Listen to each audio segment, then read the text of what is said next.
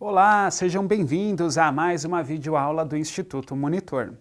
Nosso assunto de hoje é as empresas como uma organização. Os tópicos a serem abordados nessa aula são conceitos de empresa, objetivos da empresa, aspectos legais de uma pessoa jurídica, direitos e principais tipos de empresas. Ao término desta aula, você deverá ser capaz de conceituar uma empresa, conhecer os conceitos de personalidade e capacidade civil da pessoa jurídica, identificar os principais tipos de empresas. Vimos há pouco o conceito de organizações. Lembram a ideia de uma organização? Uma organização busca, através de uma finalidade já pré-definida, coordenar recursos, pessoas, em busca aí para atingir essa finalidade. E separamos as lucrativas das não lucrativas. Empresas estão aí ligadas às organizações lucrativas. Uma empresa necessariamente vai estar ligada a uma atividade econômica. Logo, a empresa preponderantemente busca crescer, mas principalmente obter lucro. Uma empresa, via de regra, ela possui os seus sócios que aportaram recursos naquela empresa. Sim, eles colocaram recursos para começar a empresa. Em que sentido? Compraram maquinário, o capital social, gasolina, por exemplo, para ir atrás de clientes, fazer negócios. Sim, eles investiram recursos. E precisam que esse dinheiro investido tenha um retorno. Sim. Em quanto tempo esse retorno? Aí depende de cada tipo de empresa. Ela vai estipular em quanto tempo eu espero ter o meu retorno. Então, em linhas gerais, uma empresa é uma organização lucrativa. Logo, uma empresa necessariamente vai estar ligada a uma atividade econômica. Mas você pode estar pensando assim, e as empresas públicas? Será que empresa pública também busca o lucro? Sim. Uma empresa pública, embora esteja ligada ao governo, também atua numa atividade econômica e, por sua vez, também busca o lucro. Simples separação. Empresa pública, o capital é 100% do Estado, o Estado é 100% dono. Sociedade de economia mista, o Estado também é dono, mas de uma grande parte aí das ações com direito a voto. As outras estão em posse do mercado.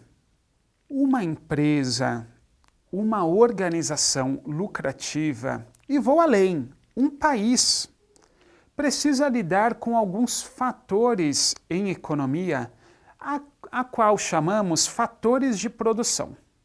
Você já ouviu falar do que são os fatores de produção?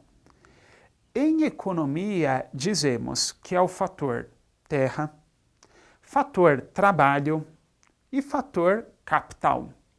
Nunca ouviu falar? Essa é a teoria, digamos, clássica dos fatores de produção. Qual o significado de cada um deles? Fator terra.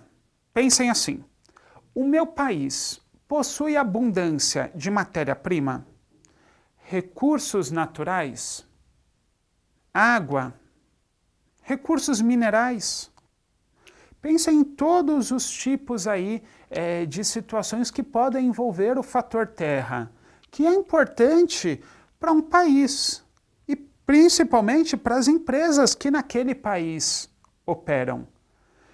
Se eu não tenho nessa situação aí de abundância do fator terra, qual a alternativa para a empresa que naquele país atua? Muitas vezes é a importação. Isso acontece bastante. O Brasil, reconhecidamente, é um grande exportador aí de commodities, de produtos de base, porque ele tem abundância do fator de produção terra. Quer ver alguns exemplos? Café, minério de ferro. Tudo bem? Fator de produção, trabalho. O quanto de esforço o homem vai precisar fazer para aproveitar esse fator terra? No caso aí do Brasil, nós temos um exemplo clássico. A Petrobras, ela se especializou aí achar o petróleo em águas profundas, porque o Brasil tem abundância desse produto, mas muitas vezes ele está em locais aí de difícil acesso.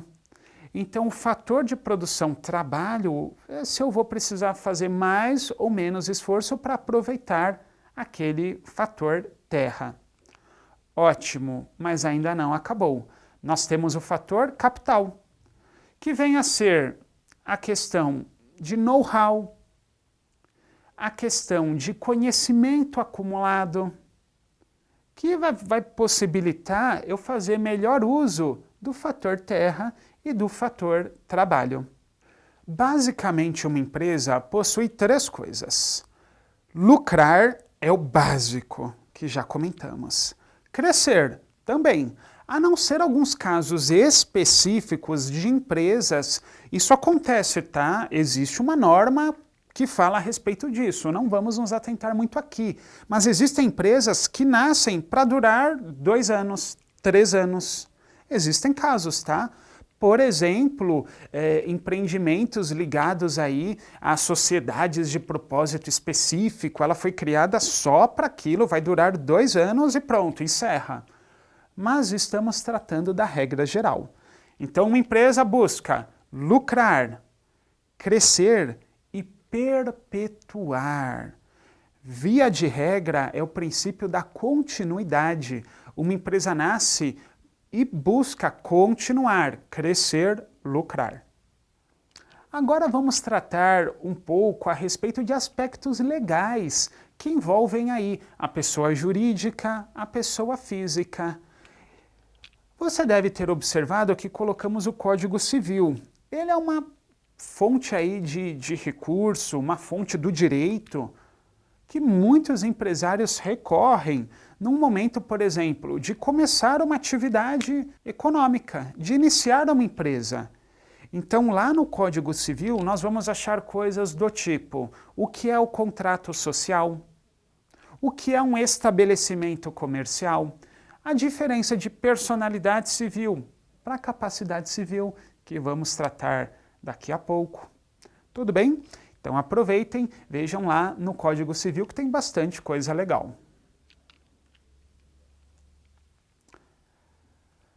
Uma diferença importante tratada lá no Código Civil e que a gente vai discutir agora é a de personalidade civil para capacidade civil. Num primeiro momento, eu vou falar da pessoa natural. Quem é a pessoa natural? Pessoa física. Entendendo a questão da pessoa física, fica mais fácil a gente entender a jurídica. Personalidade civil. Nós adquirimos no nascimento com vida, mas a lei põe a salvo desde a concepção os direitos do nascituro. Nós, desde o momento que respiramos, já temos direito a um nome, à dignidade, à herança. Isso tem a ver, então, com personalidade civil. Já a capacidade é outra coisa. Capacidade está mais ligada àquela situação que o indivíduo, se ele pode ou não exercer sozinho as atividades da vida em sociedade. Como assim? Quando eu adquiro capacidade civil para dirigir, para comprar uma casa, para abrir conta num banco, prestar um concurso público, são exemplos. No Brasil, via de regra, a capacidade civil plena, tomem nota, ela vai se iniciar aos 18 anos. Mas isso, via de regra.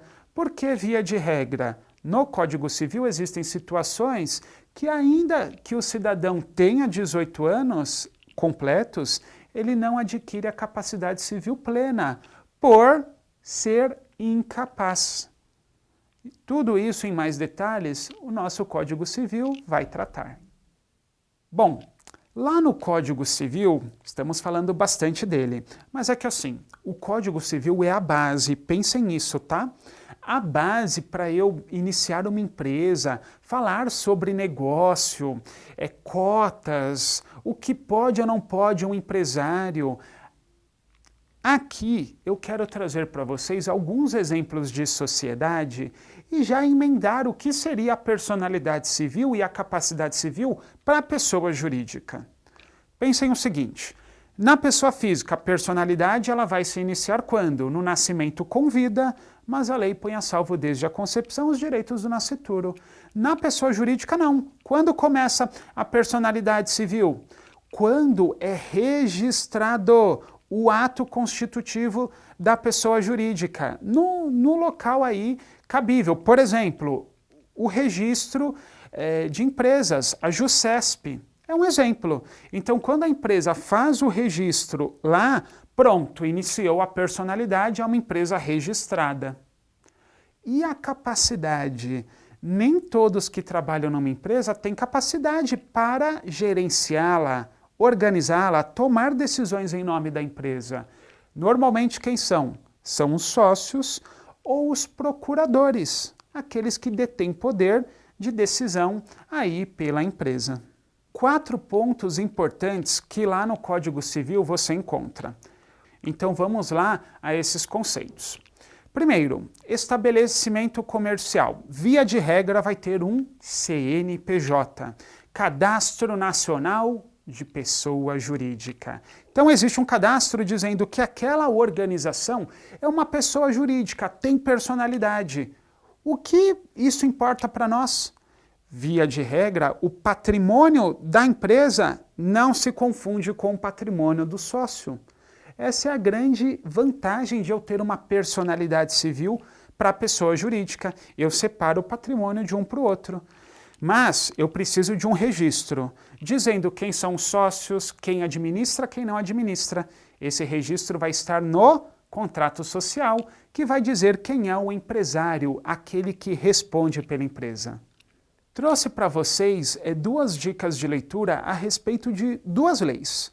Uma é o Código Civil e a outra fala sobre o microempreendedor individual. É a lei número 10.406 de 2002, que é o próprio Código Civil, e a lei complementar 128 de 2008, que trata aí do microempreendedor individual. Chegamos ao final de mais uma videoaula do Instituto Monitor sobre a empresa como uma organização. Espero que todos tenham gostado. Frequente nossas redes sociais. Até a próxima!